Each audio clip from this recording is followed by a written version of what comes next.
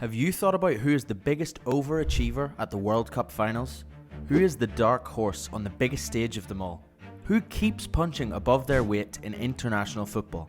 Well, the latest candidate in our series on World Cup underdogs is Sweden.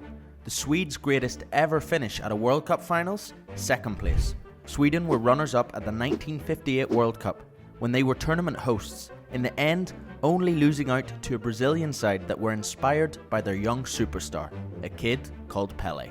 Sweden is one of the Nordic countries located in the very north of Europe, not one of the continent's footballing giants by any means. The nation is more famous for its high quality of living, its Viking history, and of course, its cold and at times very snowy climate. That said, there is a football fever amongst many of Sweden's circa 10 million population. The country in the last few decades has been buoyed by an increase in its immigrant population. This has brought many African and Eastern Europeans to call Sweden home. This has only served to aid the popularity of football in Sweden, not to mention increase its impressive talent pool at youth level. Sweden have been eligible to play in 21 FIFA World Cup finals. They've played in 12 of those. In those 12 World Cup finals appearances, despite having only the 15th largest population in Europe and the 91st largest on the whole planet, Sweden have finished second once and reached the semi-finals on a further 3 occasions, finishing third twice and fourth once. It's fair to say, therefore, that the Swedes have been overachieving. They also reached the quarterfinals on another 2 occasions, and only on 3 of 12 occasions could they not make it out of the group stage. They have earned a reputation as being a football nation, with this pretty great history of consistent World Cup performances. In 1958, when Sweden hosted the World Cup, 16 teams from 3 continents played the finals in the Scandinavian country. Sweden topped a group containing Mexico, Wales and Hungary, with 2 wins and a draw from their games, all of which were played in the National Stadium in Stockholm. Opening with a 3-0 win over Mexico, Sweden looked super convincing and only conceded once in the group during their 2-1 victory over Hungary.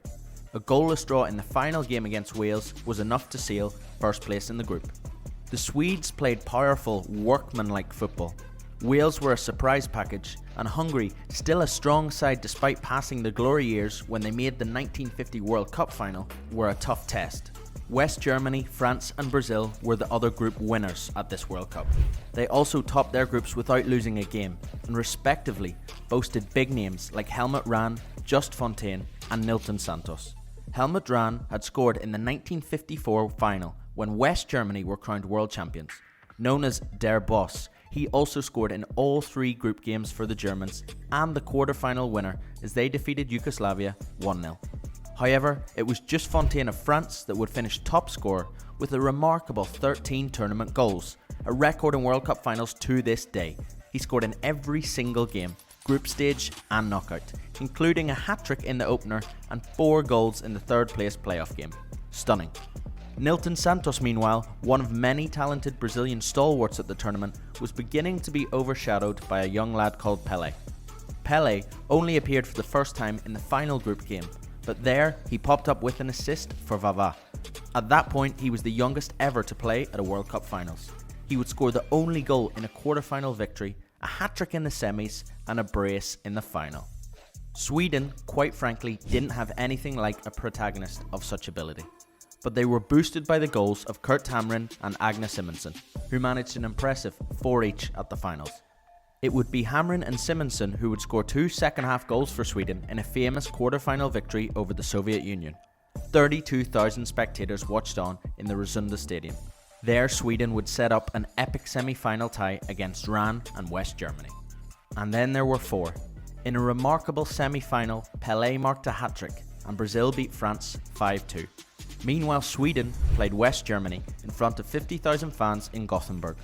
But within 25 minutes, the hosts went 1-0 down and perhaps hearts would be broken at last, in a game that might finally go by the script in what was a roller coaster World Cup. But no, Sweden equalised after just 6 minutes and would score 2 goals in the last 10 minutes of the tie to defeat West Germany 3-1, reaching the final and writing themselves into the World Cup history books. In the final, Sweden wore their home colours, a yellow shirt with blue shorts and socks, forcing Brazil to change into their blue jerseys with white socks and shorts. Brazil didn't want to change their kit at all. The white away strip they usually wore was now seen as haunted, as they wore it when they infamously lost at home to Uruguay in 1950, but more on that in a minute. Brazil boycotted the coin toss, and so Sweden wore their yellow jerseys. Brazil found some blue shirts and stitched the badge on. It's still their second colour today. We know Brazil as World Cup record holders with 5 glistening titles, but at that point in 1958 they wore no stars on the shirt. That's right, Brazil historically had only been runners-up before. They tragically lost that home final wearing that white shirt to Uruguay 8 years prior in 1950. They would just have to give Sweden a taste of the same medicine in Stockholm that they received in Rio. Pelé, Vavá, Garrincha, Zagallo, the Brazil team was full of quality and would deservedly lift their first ever World Cup title. Sweden fought a brave fight and even took a shock early lead, but it was short-lived and the game was level again at 1-1 within 5 minutes. After 32 minutes, Brazil went 2-1 up, and Pelé's second half double would help seal the destiny of the trophy. Brazil would go on to retain their title in 1962, and a third star in Pelé's twilight era in 1970 was added. Sweden probably never had a chance of winning this one, a hurdle too far they should not be afraid to admit. In 1950, Brazil had beaten Sweden 7-1. The Swedes had come a long way and should be proud of their second place. A truly remarkable feat just to reach the final and swing gloves with Brazil, and to win their group, then beat the Soviets and the Germans on the way was something nobody would have predicted either. Sweden were proud hosts and runners-up, and their humble squad had put on a show for the country, leading them all the way to a fairy tale final in a summer that would add further fuel to the fire that is football in Sweden, inspiring generations to come. Sweden finished 4th place at the 1938 World Cup in France and 3rd place at the 1950 World Cup in Brazil, where they beat Italy and Spain and only missed out to the top 2, Brazil and Uruguay. In 1974, they competed well, defeating Uruguay in the group and avoiding defeat against the Netherlands to progress. A victory against Yugoslavia in the second group stage was not enough though. At USA 94 came their next 3rd place finish. Again, Sweden were written off before a ball was kicked. Again, they did amazingly well. Again, they faced Brazil. And again, Brazil were crowned world champions. Sweden beat Russia and drew with Brazil and Cameroon to escape a tricky group in '94. They defeated Saudi Arabia 3-1 in the last 16 and another surprise package Romania in the last 8 on penalties. They would fall at the hands of Brazil yet again in the semi-finals, 1-0 to their South American rivals. Sweden would again have to accept the Brazilians were a test too much for them. Brazil would lift the trophy and Sweden would thump yet another surprise package Bulgaria 4-0 in the 3rd place playoff game. In fact, the USA 94 World Cup is so full of surprise packages we're going to have to do an Underdog video all about that World Cup. Since then, Sweden haven't quite dazzled so bright. They found some joy in the form of Henrik Larsson though, one of their greats and now their all-time World Cup goalscorer. Larsson scored as a youngster in '94 and added to his tally in 2002 and 2006, 5 in total over 3 tournaments.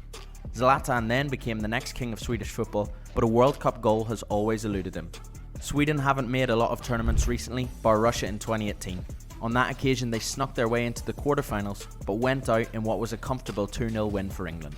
Nonetheless, Sweden have constantly sprung up surprises in the World Cup, and their run to the final in 1958 was remarkable.